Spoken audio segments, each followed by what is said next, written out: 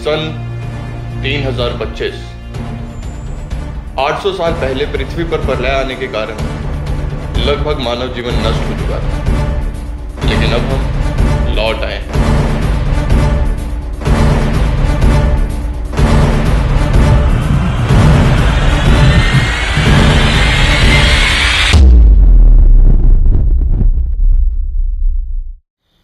इसमें कोई संदेह नहीं है कि मनुष्य का इतिहास बहुत ही प्राचीन है, और यदि हम मानव इतिहास को बहुत ही बारीकी से पढ़ें, ध्यान से उसका अध्ययन करें, तो हम पाएंगे कि उसमें बहुत ही दिलचस्प सभ्यता थी जिसे रोडिस सभ्यता कहा जाता था। कई इतिहासकारों का मानना है कि रोडिस सभ्यता की शुरुआत बहुत ही धीमी गति से हुई, लेकिन धीरे धीरे यह सभ्यता विश्व भर में लोकप्रिय हो गई। देखिए, जब हम रोडिस सभ्यता की बात करते हैं तो यह बात सच है कि रोडिस सभ्यता बहुत ही ज्यादा लोकप्रिय थी, लेकिन वो विश्व भर में लोकप्रिय थी, इस कथन में सच्चाई नजर नहीं आती। केवल कुछ ही प्रतिशत लोग रोडिस सभ्यता को पसंद करते थे। कई लोगों का तो यह भी मानना है कि रोडिस सभ्यता नौजवानों के भविष्य के साथ खेल रही है। आखिर वो ऐसा क्यों कर रहे थे? भारत और कई अन्य देश ऐसा मानते हैं कि अतीत में दूसरी ग्रह से लोग पृथ्वी पर आते थे। क्या ये सच है? ऐसा आभास होता है कि इस सभ्यता को बनाने वाला इस दुनिया का नहीं, बल्कि किसी और दुनिया का था। क्या वो एलियंस थे? डॉक्टर खामखा ने अपनी जिंदगी के 18 साल रोडिस सभ्यता की खोज में निकाल दिए, और उनकी माने तो रोडिस सभ्यता कुछ इस प्रकार थी। हमें खुदाई के समय कुछ ऐसे अवशेष मिले जो माना जाता है उस समय के आधार कार्ड थे। ये आधार कार्ड केवल उन्हीं लोगों को दिए जाते थे जो रोडिस सभ्यता की अधीनता को स्वीकार कर लेते थे, यानी उन्हें सुप्रीम पावर मानते थे। इस बात की पुष्टि तब होती है जब डॉक्टर खामखा को रोडिस की ऐतिहासिक किताब मिली। इसमें किसी रघुराम का वर्णन किया गया है और उसमें कहा गया है कि मैंने इस दुनिया को बनाया है, आई एम द बाप। कई शोधकर्ताओं की सालों की खोज से यह पता चला है कि रघु स्वभाव के बहुत गर्म थे, उन्हें गुस्सा बहुत जल्दी आता था, और अपने इस गुस्से को शांत करने के लिए वो पेन फेंक कर मारते थे। अब मुझे यह बात समझ नहीं आती कि कोई पेन फेंक कर मारे नीचे और उसका गुस्सा शांत हो जाए, ऐसे कैसे हो सकता है? दरअसल वो एक राइटर बनना चाहते थे और उनकी आर्थिक स्थिति कुछ ज्यादा ठीक नहीं थी। एक राइटर बनना और एक पेन फेंक कर नीचे मारना, इसका आपस में क्या ताल्लुक है?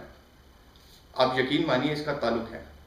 मैं आपको समझाता हूं। देखिए, हमें उस प्रोसेस को दोबारा रिपीट करना होगा और जानने की कोशिश करनी होगी कि आखिर होता क्या था। देखिए, ये एक पेन है, पकौड़े। अब जब मैंने ये पेन फेंक कर नीचे मारा गुस्से से, तो किसी का ध्यान इस पेन के ऊपर नहीं गया, सबका ध्यान गया मेरे गुस्से पे। किसी ने ये जानने की कोशिश नहीं की कि आखिर इस पेन के साथ क्या होता था।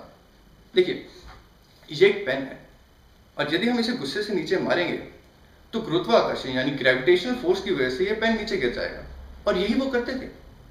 वो ये प्रक्रिया दिन में कई बार दोहराते थे, और जिससे जमीन के अंदर बहुत से पेन इकट्ठा हो जाते थे, और दिन के अंत में वो उन पेन को इकट्ठा करके अपने घर ले जाते थे। इस प्रोसेस को कई सालों तक रिपीट किया गया, और जब उन्हें लगा कि उनके पास पर्याप्त मात्रा में पेन इकट्ठा हो गए हैं, तो उन्होंने अपनी बुक लिखनी शुरू कर दी। खुदाई के समय हमें रघु की बहुत सारी तस्वीरें मिली, जिसमें वो अलग अलग लुक्स में नजर आ रहे हैं, और ये त्रिशूल टाइप की दाढ़ी उनकी फेवरेट लुक थी। आखिर वो इतने लुक्स क्यों बदलते थे? क्या वो बहरूपीय थे या फिर अंधविश्वासी? देखिए, मेरे हिसाब से रघु ना तो अंधविश्वासी थे और ना ही बहरूपिया। उन्हें टाइम ट्रेवल करना आता था, और उन्हें इस बात का भी ज्ञान था कि पैरेलल यूनिवर्स में किस तरह से जाया जाता है। इस बात को साबित करना बहुत ही मुश्किल है आज के समय में कि वो पैरेलल यूनिवर्स में किस तरह से जाते थे, लेकिन फिजिक्स की स्ट्रिंग थ्योरी भी तो यही कहती है कि दुनिया की टोटल 6 डायमेंशंस होती हैं, और 6 की 6 डायमेंशंस अपने आप में अलग दुनिया है। कई विशेषज्ञों का मानना है कि रघु एक सिंगर बनना चाहते थे, और रोडिस 9 के समय में उन्होंने गाना प्रचलित किया था, मनमानी।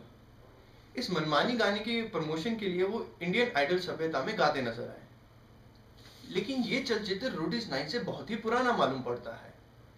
ये आश्चर्यचकित कर देने वाली बात है कि इतने सालों तक इस वीडियो को पहले किसी ने क्यों नहीं देखा, क्योंकि दरअसल ये वीडियो इस दुनिया में था ही नहीं। रघु पैरेलल यूनिवर्स में गए थे, जहां पर वो एक स्ट्रगलिंग सिंगर थे, वहां से इस वीडियो को लेकर इस दुनिया में आए, और यहाँ के लोगों को ये वीडियो दिखाकर उन्होंने बुद्धू बनाया। और जो हम कहते हैं कि उनकी अलग अलग लुक्स हैं, उनकी अलग अलग दाढ़ी है, दरअसल ये उनके पैरेलल यूनिवर्स में जो भी उनकी लुक्स थी वो है। रोडिस सभ्यता का आखिर मुद्दा क्या था? कई लोगों का मानना यह है कि रोडिस सभ्यता के लोग भारतवर्ष में आते थे और यहाँ के बेहतरीन नौजवानों को अपने साथ ले जाते थे, या फिर ये नौजवान अपनी मर्जी से उनके साथ जाते होंगे, और वहां पर जाके इन नौजवानों से मजदूरी करवाई जाती थी। इस बात की पुष्टि है। यदि आप रोडीज की ऐतिहासिक किताब को ध्यान से पढ़ें तो उसमें बार बार मनी टास्क का वर्णन किया गया है, जिससे यह साफ पता चलता है कि वहां पर उनसे मजदूरी करवाई जाती थी और जो नौजवान इस मजदूरी को ठीक ढंग से नहीं करते थे उन्हें वोट आउट कर दिया जाता था, यानी उन्हें मार दिया जाता था। यह व्यवहार बिल्कुल ही अमानवीय है। हमारी माने तो रघु एक एलियन थे जो अंतरिक्ष से कहीं से आए थे। हमें आपस में लड़वाना, हमें मरते देखना महज उनके लिए एक खेल था। तो क्या यह बात सच है कि रोडी सभ्यता को बनाने वाला किसी और दुनिया से आया था? वो एक एलियन था जो हमारे दिमाग के साथ खेलता था। हमारे विशेषज्ञों का तो यही मानना है। इस बात को दावे से इसलिए कहा जाता है क्योंकि महान साइंटिस्ट डॉक्टर जावेतू ने रणविजय की भाषा को डिकोड कर लिया है। इस मैसेज में रणविजय खुद कहते हैं, मुझे रोडीज कभी भी पसंद नहीं था और मेरे बचपन का सपना था कि मैं आर्मी में जाऊं क्योंकि मैं आर्मी के लिए ही बना हूं। लेकिन जब से मैं रोडी सभ्यता के संपर्क में आया हूं, मानो मेरा ये सपना धुंधला सपना। शायद उन्होंने मेरे दिमाग के साथ या फिर तो मेरे डीएनए के साथ कुछ ना कुछ छेड़छाड़ की। अब मुझे आर्मी छोड़कर सिर्फ रोडीज और रोडीज का ख्याल आता है।